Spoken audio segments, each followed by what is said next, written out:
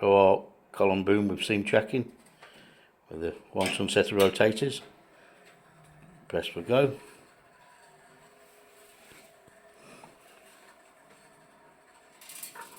Light simulates obviously welding. Going over the tags.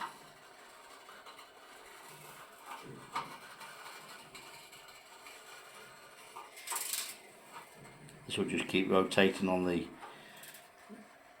1000 kilo rotators and following the seam.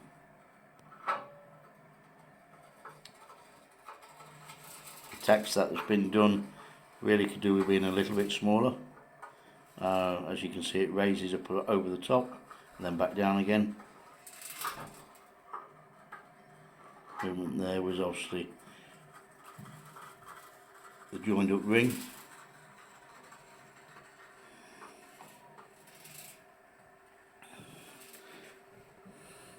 Basically, we don't see any reason why this would not do what you're looking to achieve working with a MIG. Set of rotators, obviously possibly the bigger rotators due to the diameters that you mentioned, because these are only 800. Seam tracking there, just following. You probably won't be able to see it actually on the movement.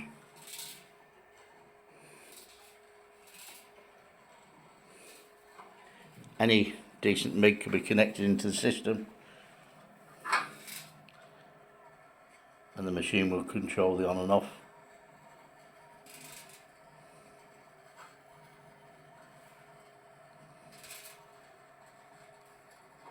But you will have to use rings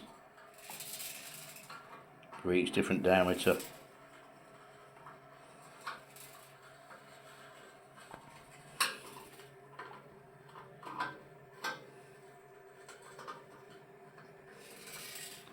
Again, the ball at the end of the seam tracker can be changed for different sizes.